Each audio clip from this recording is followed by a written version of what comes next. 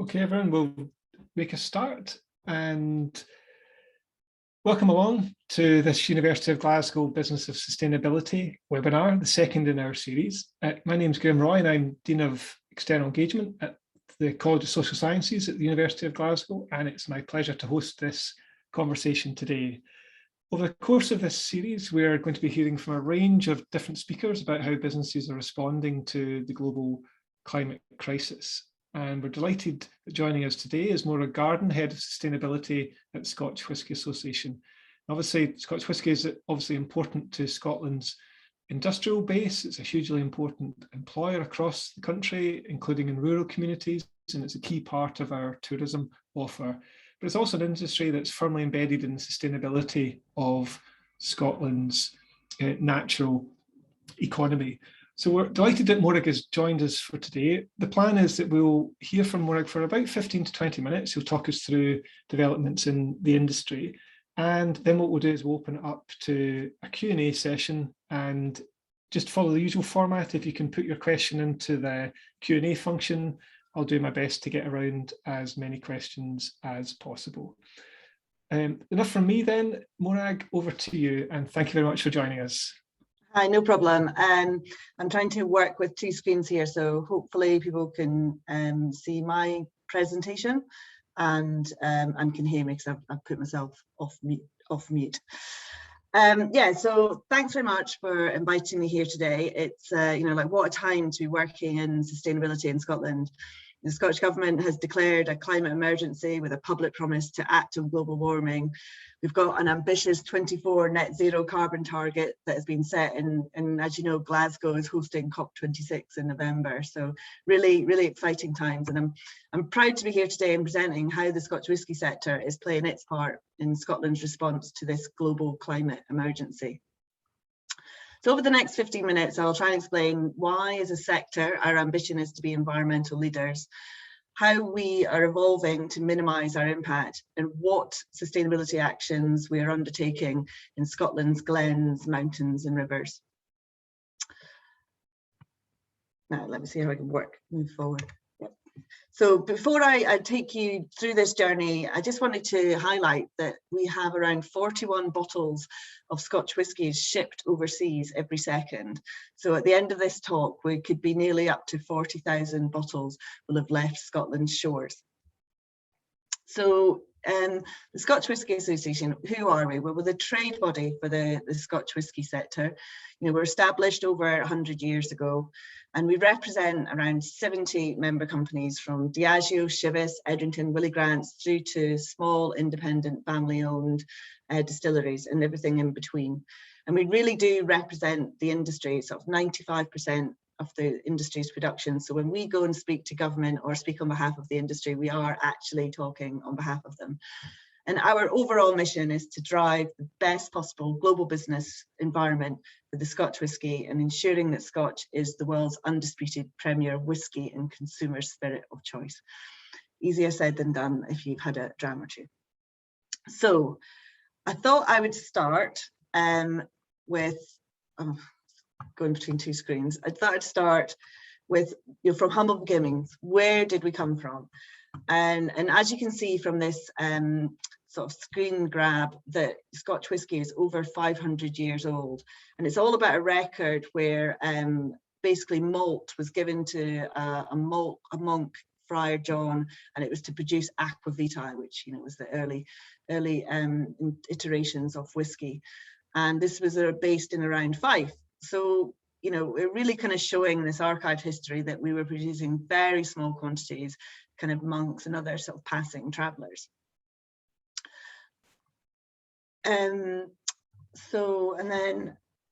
But from those humble beginnings, of building blocks to like this big global success. And I kind of see them in kind of four kind of different places. So first of all, we were opportunistic. In the 1880s, the French vineyards were devastated by a beetle infestation, which destroyed the cognac industry. Us canny Scots, we took advantage of this situation, and by the time they had recovered, Scotch whisky had replaced brandy as the preferred spirit of choice. And then also during the 19th century, the titans of the whisky world, like James Buchanan, Thomas Dewar, Johnny Walker, James Chivvis, they all took Scotch out of Scotland and into the world in the very first time.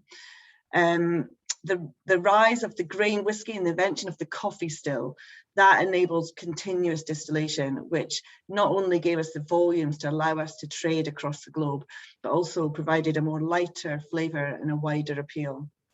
And finally, linking back into sustainability, we've been building these distilleries in Scotland's remote glens, and this provides us with the necessary water source. And also it was an added benefit that we were hidden from the taxman for a long time as well. So before we go into the sustainability detail, I just wanted to set the scene in terms of our economic context. So here's our top 10 global markets in 2020. As you can see, by value, United States tops, and by volume, France. And I suppose a couple of interesting facts here is that the amount of Scotch enjoyed globally is as much as the US, Canadian and Irish whiskies all combined. And more Scotch is drunk in France in a month than cognac in a year. Here is some more economic facts, just in a kind of more graphical form. And I really just want to highlight here that Europe is a third of the Scotch whisky market, but we've also got the other key markets, as we've mentioned, is America, but Asia and South America are growing. So we account for around 75% of the Scottish food and drink exports and around 20% of the UK. Finally, we're a modern industry. As I say, we are 500 years old, but we still retain that craft and heritage from our past while delivering in a kind of very modern technology and processes. We've also got a really strong legal protection and robust environmental targets, which we're going to come on to. And we're not only the distilling and producing the whisky to go around the world, we're also, world-class tourist facilities. And pre-COVID, we were equivalent to the numbers going to the Scotch whisky distilleries were the same as Edinburgh Castle. So, we're fairly significant for Scotland's tourism as well. So why has the Scotch whisky sector decided to create a sustainability strategy as a group? Well, first of all, and we all know, we're in this climate crisis. According to the United Nations Intergovernmental Panel on Climate Change, we've got 9 years left to limit this climate change catastrophe. As you saw in the latest IPCC report, which just came out last week or the week before, the statement was, it's unequivocal that human influence has warmed the atmosphere, oceans and land. A catastrophe can be avoided, but if the world acts fast. So, it's code red for humanity. We need to act now, and that we is everyone. So that's government, society and business. So as an industry, we must demonstrate true leadership by making the urgent changes needed to avoid the worst consequences of climate change, by placing sustainability at the heart of our decision-making process. The other thing is our consumer preferences are changing. Consumers are now demanding that the companies that they want to trade with are sustainable and have sustainable focused products. Our current and future employees are also demanding it. The organizational governance of our businesses has also changed over the last few decades. Back in the 20th century, the governance may have been focused around shareholders, but today in the 21st century, the governance is stakeholders. And those stakeholders are both the employees, the consumers, the NGOs, government, and we really need to listen to them. And there's a very strong direction of travel in terms of sustainability. Regulation is also really key, and we need to future-proof. To be sustainable, you need to be economic, and to do that, you need to be fully compliant. So we need to be helping our members identify the future legislation and what they need to be doing. That's both at a Scottish, a UK, EU, as well as international.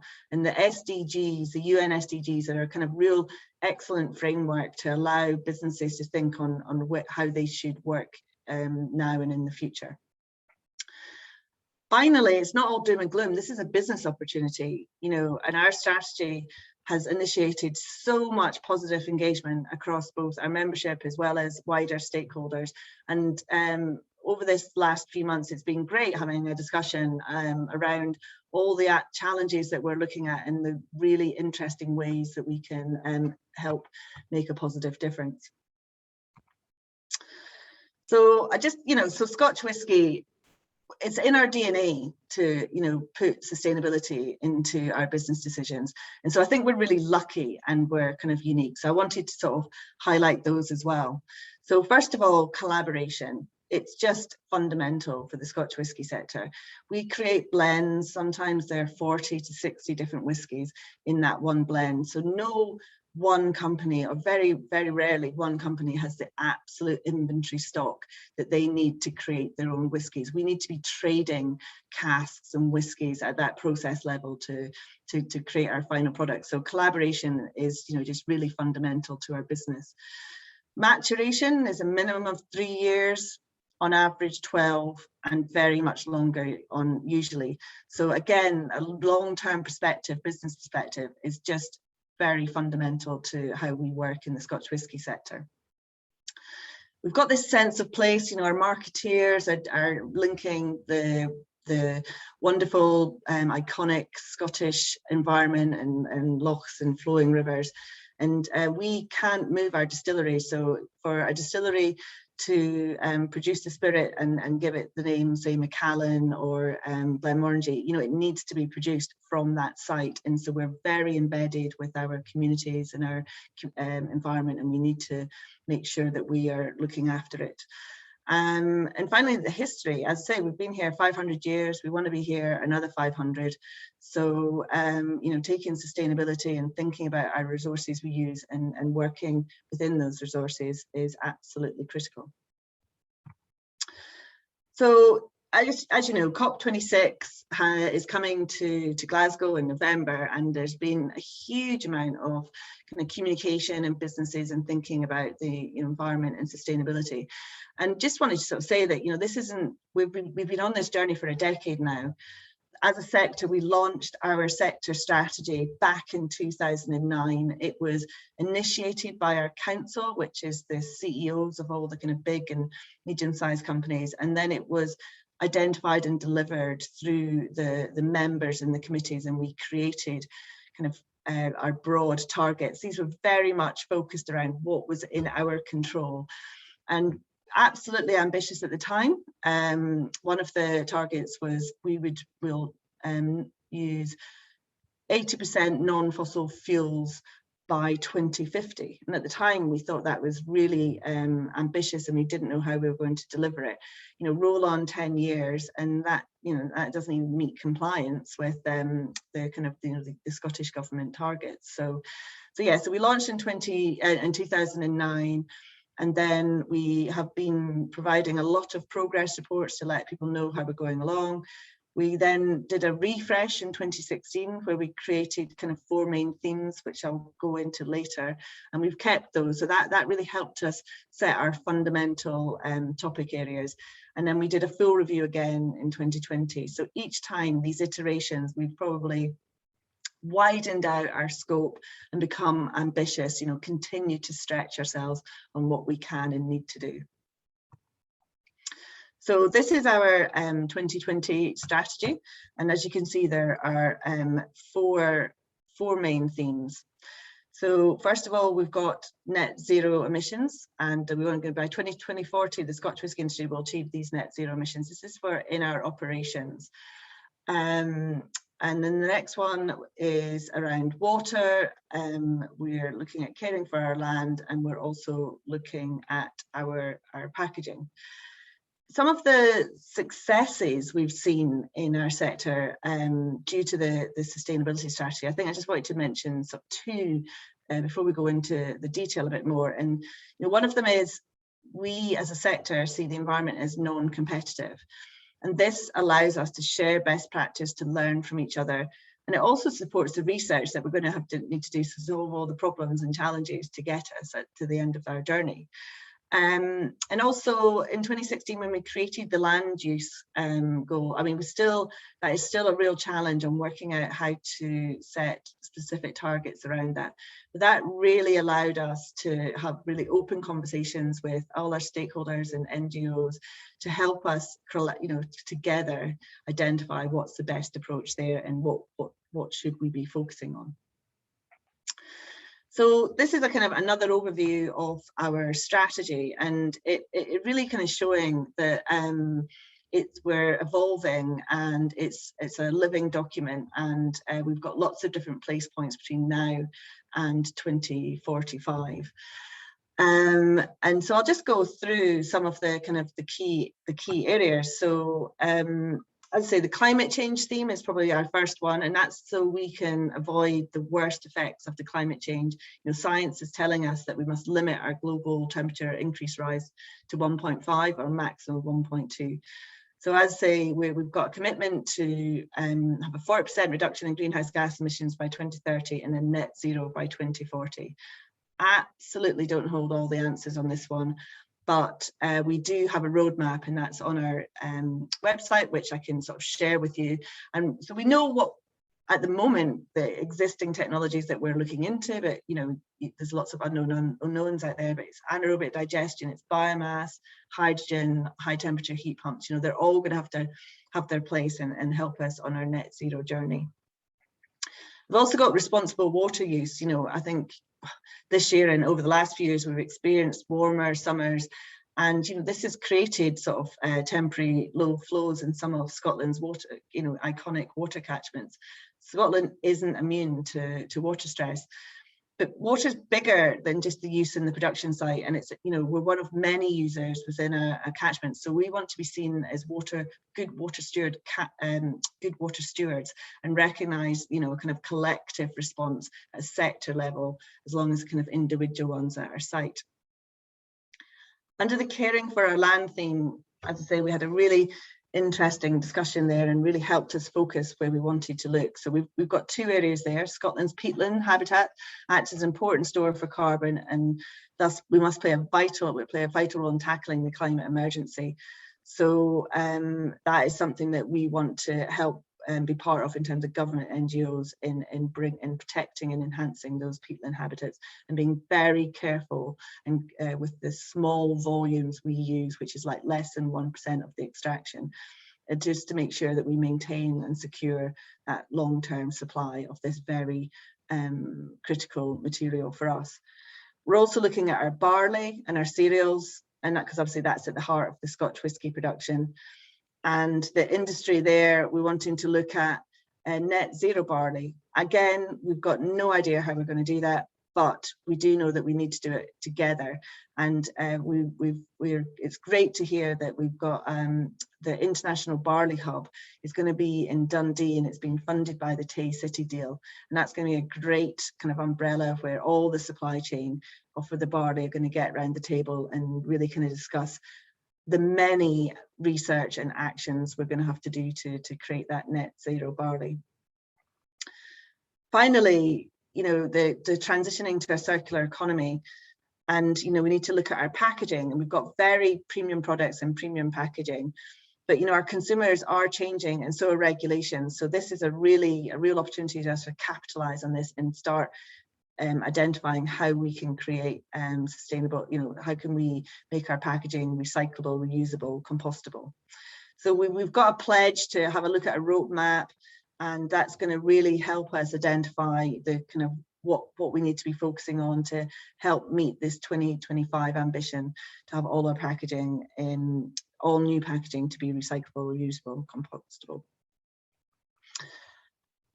Okay, so finally, or as we're getting to the end, I just like this picture because I think it really kind of sets out where we are. So we're all in the same storm, but our members are in very, different parts of the journey in different boats, and so this strategy is a kind of hook for our members to continue to have focused discussions and work on our key challenges together.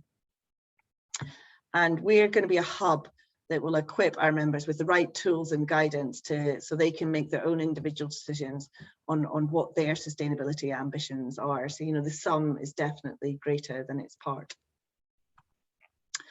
Finally, our strategy is ambitious, but it's achievable. As I mentioned at the beginning, there's like 70 members within the SWA. And so trying to make sure that the strategy is supported and good for all, you know, is a challenge. I needed to make sure that some of our larger companies who have their own individual company strategies and they're global companies with real ambition as well, that, you know, it's ambitious enough for them that we're working and supporting on what they're doing. But then also I've got other companies who are in a very different pace of the journey, and I need to make sure that it's stretching but achievable. So hopefully we've pitched it about right, and all our member companies agree with that. And so what we've kind of learned on this journey is that, you know, we're not alone, but no one size fits all approach is something that we've definitely learning. There's a value to the sector in being collaborative, working on common challenges, identifying these priority areas together. That the sustainable strategy is a living document and it will constantly evolve. You know, it's kind of like our North Star for our companies. It's helping set the right direction of travel, but it's definitely not a blueprint. You know, it will be changing. And I think the additional achievement of our strategy is it helps us be ambassadors. So we want to be ambassadors in Scotland and help others on this journey. And that includes our supply chain, but also other business sectors in Scotland. And as we're working together on the strategy, we've really found out that collaboration, leadership, and innovation is absolutely key and fundamental to our sector strategy. Thank you. Great, thank you very much, Morag. That was super helpful, and I'm sure there'll be lots of questions on the back of that. So if people could put their questions into the Q&A, we'll do our best to get around them. Can I just ask just a quick question? Obviously, you're within a business organisation supporting the entire industry and the entire sector. And I guess two questions for me. One is how are you learning or differing from other similar organisations around the world? So, you know, anything about the kind of global learning you're doing in that, and then I think secondly around, do you have to engage with these issues in different ways depending upon the size of the companies within the sector? So clearly there's obviously large multinationals in the sector down to more, you know, kind of bespoke small scale startups in the sector, and I guess the conversations you need to have with them are quite different. So I know that's two quite distinct questions, but really good to get your reflections on both of these issues.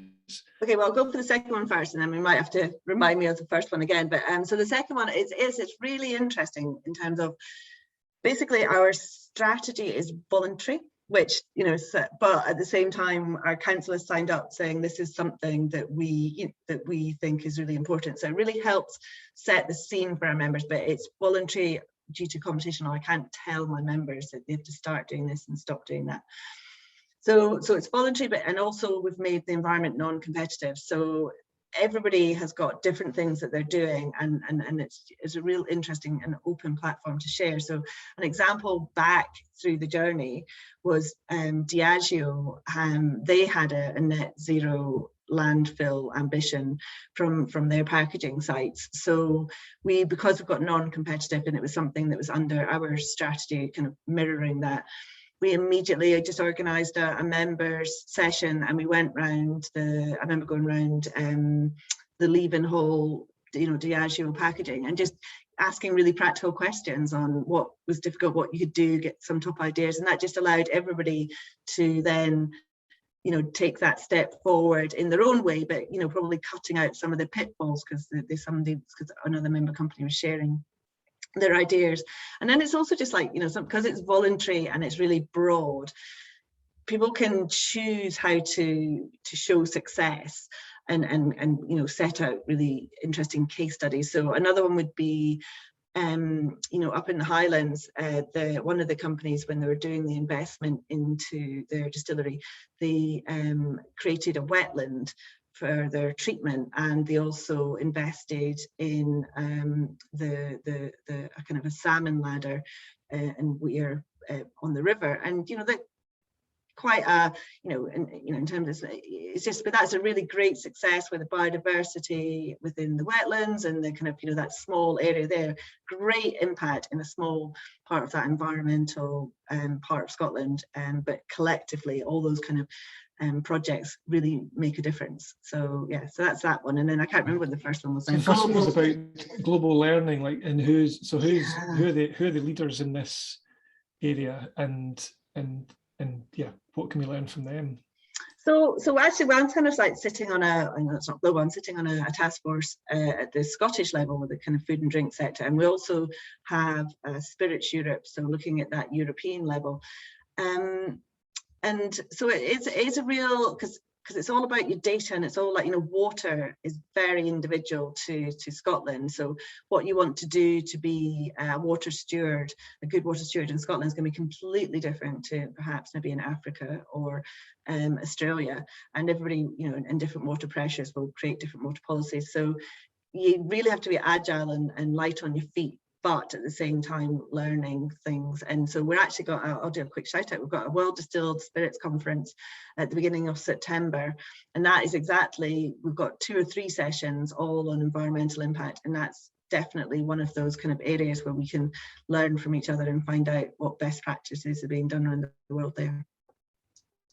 No, that's great, thanks. Okay, so opening up some of the questions. So there's a question about, I guess, about buying decisions. I think you've touched on this a wee bit already, about that you're a kind of voluntary, this is all voluntary, but maybe expand it, maybe open that out. What influence do you have over strategic decisions around that? Yeah, that's definitely a real challenge. But quite rightly, very clear competition law. I'm not able to direct my members because that is influencing the market. So we are able to, as I say, set this North Star, set the kind of area. So one of the things we're looking at is, as a sector, can we look at our packaging materials and think of it as red, green and amber? If you think about, retailers are sort of at the moment banning sort of certain material types. So bringing that kind of data and level in and sharing it across the membership. So, but then making their own commercial decision on what they need to do. So I think it's just really providing them with the tools and knowledge and the skills to make their own commercial decisions and bring that sustainability element into those commercial decisions. That's great. Okay. So a question here just around the trying to find out various questions. Oh yeah, so examples of whisky brands paving the way in terms of sustainability. So I guess, so who within, or maybe this may be a bit of a loaded question for you, but maybe where there's particular examples of good case studies of people maybe doing that wee bit more innovative part of it would be great. Yeah, I mean, yeah, there's definitely, I think there's kind of like loads of different, and you could pick an area, and I could probably tell you 1 or 2 whisky companies that are doing things. So if you think about it in terms of energy, there was a green distillers competition which came from Bays. So I think there's 12 distilling companies across the UK that were very successful in winning that bid, but 6 of them were our members in Scotland. So there's one up in Orkney, and that's looking at hydrogen, and I think there was another one in Fife as well that's also looking at hydrogen, and a couple others are looking at the kind of high temperature heat pumps.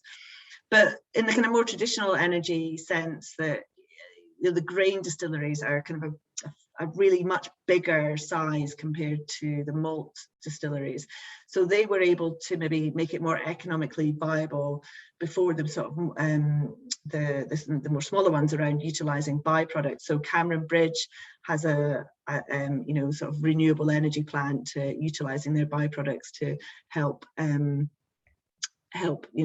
create their own energy. And William Grant's at Girvan also has AD, and they were quite early in that AD. But yeah, you could choose. You give me a distillery, and I could probably give an example of something that they're doing.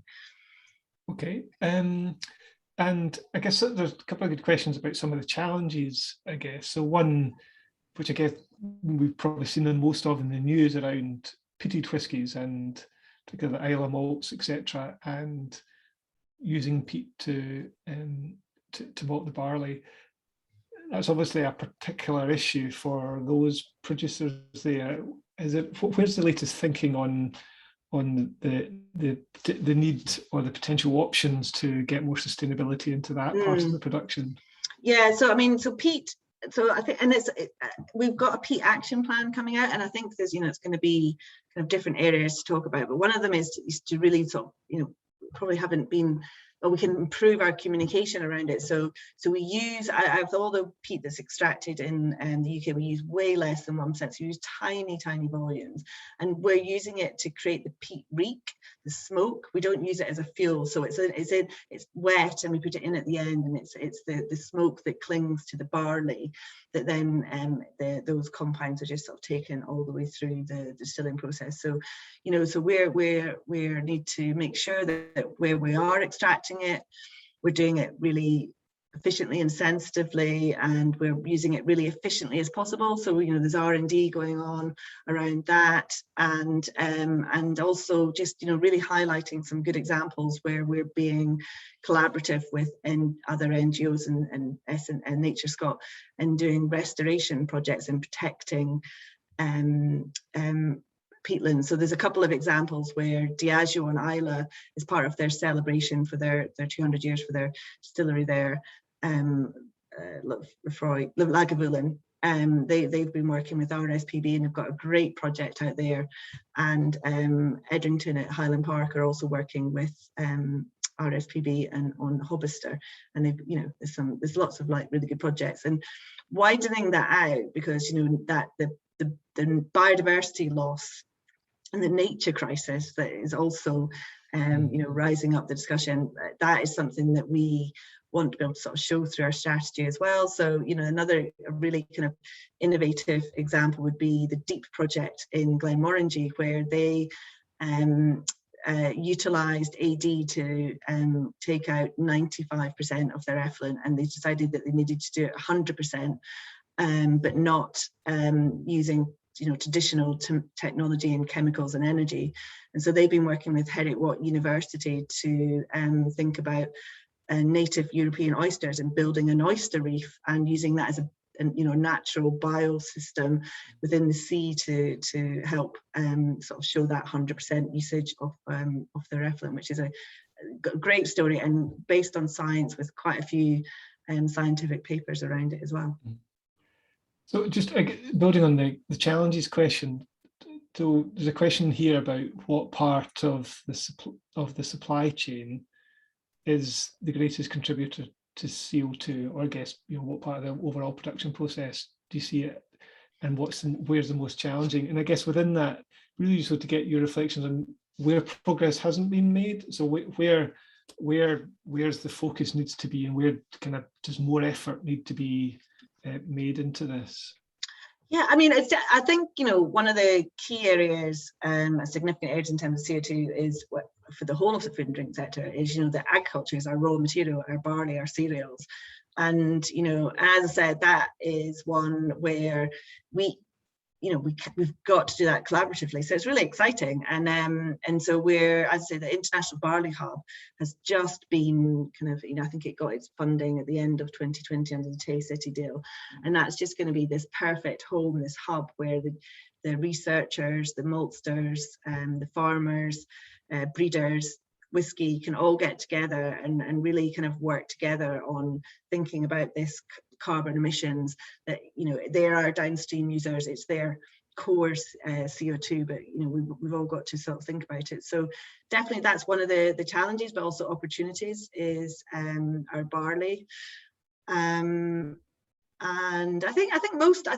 this is my personal view. I think climate change and climate crisis is front and center now. So I wouldn't think there'd be many sectors that aren't thinking about, they maybe don't know they have their answers yet, or have their route map, but they're certainly thinking about what they need to do so we can all kind of decarbonize and dematerialize.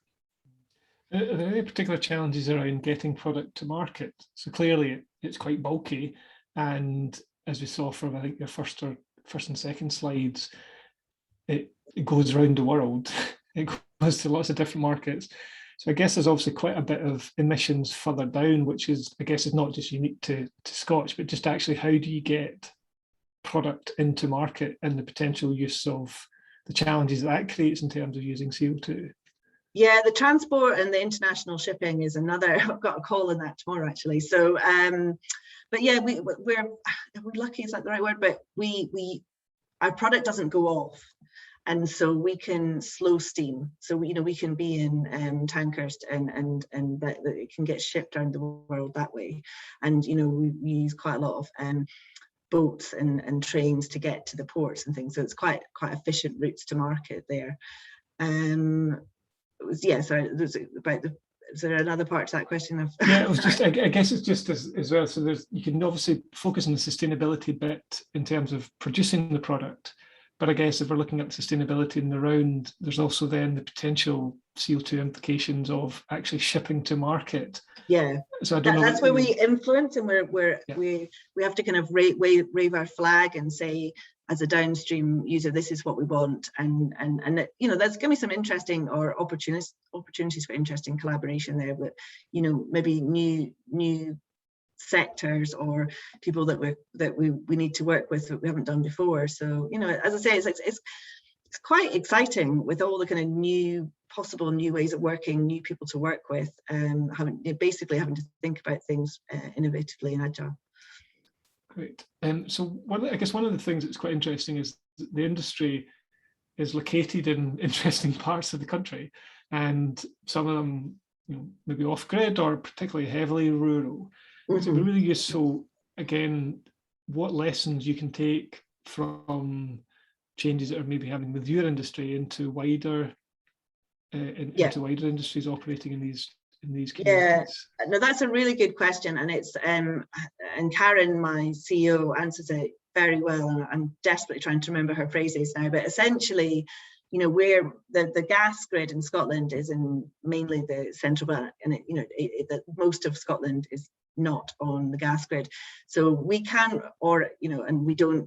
Most of our energy is heat, and so you have to get that from gas. You don't get it from currently with electricity, so we can't wait for government to decarbonise the grid and just swap the energy plan. We've got to start doing the hard work ourselves and start researching and doing the demonstration projects. So that's exactly why we kind of, as the SWA, lobbied BEIS to get that fund the Green Distillers competition, so our members and other distillers could look at demonstration projects, trials, feasibility studies, because we have to start thinking about how this technology is going to work for us, and so and how it would fit in with the distilling. So yes, that's why we're doing this now about high temperature heat pumps, which maybe allow you to start using kind of renewable electricity or hydrogen as a replacement for gas, and that's either being because you've also got, I can't remember what the word is, something like where you don't need a formal pipe, because sometimes you can get it tankered to you by lorries and things. So yes, it's all that kind of thing that our member companies are looking at now. So by the time 2030 comes along, you've got that clear map on what we need to invest in, or how, and what's going to work and what's not going to work. Yeah. So there's a question here which I'm going to try and broaden it out, but get your reflections how the industry compares with other people in other industries. So clearly the energy transition will impose a cost on businesses. There's a big debate about, obviously relative to the cost it comes if you don't go through that transition. But again, whisky is quite interesting in the sense that it is, you mentioned, it's very long term. So you can see through to the potential risks and the challenges if you don't make that transition and you do operate on a 10, 15, 20-year horizon. But many other industries don't do that. I guess, does that give you a particular distinct advantage, you think, is why the industry are focusing so much on sustainability? And again, what learning might you take from this industry into other parts of the economy? Yeah, and I think, and that's, this is my personal view, and that's kind of want to reflect back, I do think that the sector is, advantageous, and because of that, the slide around the custodians and those 4 points, which is that long-term business plan and that collaboration, which maybe other sectors don't naturally have or have so established. So, like for 10 years, we've been on this journey, and I think having that traditional way of working probably allowed us to get on that pathway quicker. But I think, I think everybody is getting on to this journey, and and if we can sort of provide help and sort of pitfalls and get people down, be ambassadors and help people on that journey quicker, then I think the whisky industry is very keen to do that as part of this sustainability strategy.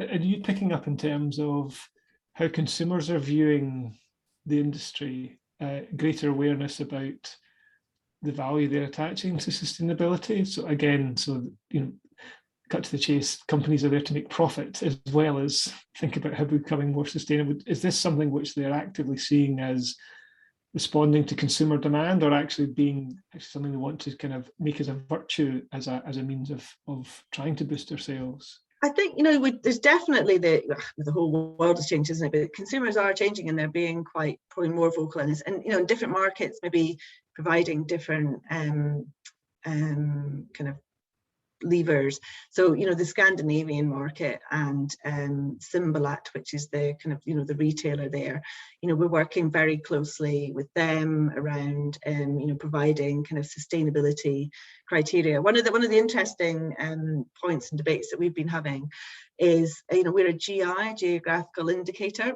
and Origins is the trade body for geographical indicators in globally. And there's a real kind of connection and linkage between the GIs and that historical and traditional, and being close to the farming and the food and sustainability. And so that's another kind of area that we're beginning to explore, and linking that into the consumers. The kind of the GI it shows quality, it shows history to tradition. And is it also providing reassurances to our consumers that there's some sustainability elements in there as well? One thing we haven't really touched on too much is adaptation to climate change. And we've obviously had the stories, was it a couple of years ago, 2-3 years ago, where there were the reports of the distilleries shutting operations because of concerns about water supplies into some distilleries. Are you seeing much more planning in terms of distilleries preparing for these eventualities becoming potentially more normal in the production process, and how they then respond to that in their day-to-day activities? I think, so the Scotch whisky sector have always had a kind of what we call a silent season. So and that allows in the summertime to be able to shut down the distilleries where the water flows are maybe slightly lower, and then also the temperature of the water is high, because the higher the water temperature, the less efficient the cooling process is. So because we do work very kind of closely with the kind of natural environment. So these silent seasons are quite common over the summer, and it allows that maintenance and shutdown, and just working, flexing with the natural environment. And in Scotland, we've definitely got a changing climate, but we're also very, we're still quite water rich, and so I think Scotland, we've got kind of short-term periods of low flows rather than long-term droughts. And because we're again that long-term sector, we're able to flex and be agile with our production, so you can slow down and stop at some point and then build up in when 7 days a week for a certain period. So overall that year you're still getting the same volumes of whisky, because you've got that maturation period to sort of even things out. But even in the east of Scotland, we've seen quite a change in terms of flows, over the period. And I guess at some point some of the operations will be starting to think about when they have that silent season, when they shut down, etc. And it might mean greater flexibility. And And yeah, some of us, another kind of innovation is that, you know, the Pernod Ricard, the Chivas brothers, they're doing a project with Aberdeen University, and it's all around Glenlivet, and their water catchment. And it's, you know, it's a really great project where it's looking at natural systems and how to, you know, what kind of like natural systems and link of the springs and other places to really kind of help protect and enhance and promote the water, so you can, you know, get a better understanding on that catchment and how to work in parallel with those kind of water resources. Great. Another question, particularly to the deposit return scheme, so the bottle return policy. And so there's a question here about, are you seeing consumer acceptance or resistance to it? But also, I guess, what's the reflection of the industry more broadly about the potential implications of that and how it might respond? Yeah, so I think, you know, DRS's deposit return scheme is one element of extended producer responsibility. So there's a whole policy change going to go around packaging, both at the UK and EU level, and DRS is one solution alongside other tools under the extended producer responsibility. I think for us is, you know, we want, if our overall goals is to get better quality and more, so higher volumes and better quality of recycled glass. We use flint glass, clear glass, and so we want the systems in both Scotland and the UK to make sure that more of that material is returned, and it's returned at a better quality, so then we can increase the recycled content in our glass bottles while still providing the kind of, you know, the luxury, the quality element of the glass. So that's over, and so whatever tools are going to be able to do that in a kind of cost-effective business approach is, you know, that's what we want to work with government to deliver. And I think one thing around the DRS for us is that we sell, and the rest of the drinks industry sell at a UK level, so we distribute at a UK level. So packaging policies need to kind of mirror the market that they're in, which is a UK market. Okay, that's really helpful. A question which is kind of related, I think, to the water question in terms of adapting to climate change. Are you seeing similar things emerging in terms of supply of ingredients? So similar to the actual use of water, but is there potential implications or responses that the industry are having to cope with through around access to barley, access to key ingredients that you'll be using in the production process with climate change? Yeah, so in terms of barley and cereals, again, the James Hutton Institute did a really interesting modelling exercise on the different climate change models and looking at the barley. And so, you know, so the again, linking back into the International Barley Hub, the genetics, the diversity of our cereals and barley is absolutely critical, and research is going to be one of the fundamental things. So we need to be making sure that we build in through the breeding program barley that is climate resistant, that are able to deal with these future changes, so that still provide the same yield, the same quality of barley. And so that's already kind of, you know, part of the discussions in with that whole kind of barley supply chain under the International Barley Hub. So yeah.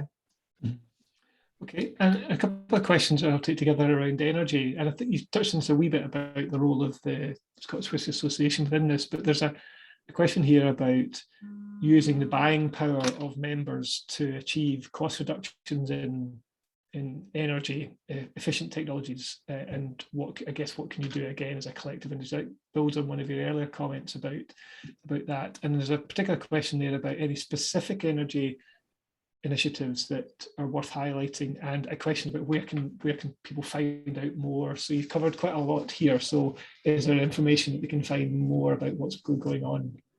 Yeah, so in terms of information, we got our own the SWA website, which we can share it later. And our sustainability strategy sits there. And again, it's also, you know, maybe not as live as it should be. That is where we will be adding and feeding in those kind of information. And there's a couple of case studies on there already, and we want to put up more. In terms of the energy, the energy projects, one of the key drivers for us is this Green Distillers competition, and because it's funded by BASE, the outputs from this report, this funding, which was £10 million, will be public. It will be and should be disseminated. And so I think SWA will be working to make sure that, especially with our members that have participated in it, we're really to help facilitate and share those learnings, which both with our members but also wider. So that, I think that would be a kind of a really good go-to in terms of energy specific initiatives, both the case studies of what we've done successfully previously and the roadmap and this Green Distilleries competition, which is, I think there's a phase 1 and phase 2 on what they're up to there. That would be good to keep tracking on that. Okay, great. So if you were to identify one priority that the industry needs to focus on over the next, say, 5 years or so, what would that one priority be, and why? We've got 4 themes in our strategy, so gosh, that's a really hard one, because there's each of the themes have got a very important area to work on. So I think packaging for me is a really interesting one, because of the changing policies going on at the moment as well.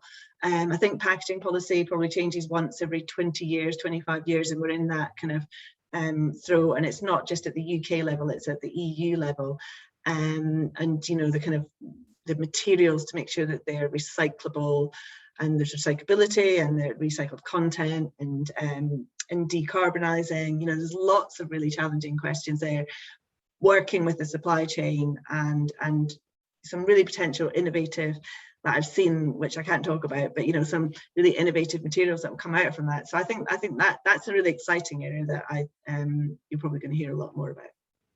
Okay, great. Well, that's probably a great place to leave it. I'm conscious of time, and people have got things to do this evening, and so it's nice to finish sharp on time. Maura, can I just thank you very much for joining us on this webinar? It's been hugely insightful to get your thoughts and what's updates and what's happening in industry, and the big changes that are going through that. And thank you so much for your openness and frankness to answer these questions. I know we've bombarded a whole host of different things at you, so you've been jumping around, but it's been hugely appreciated.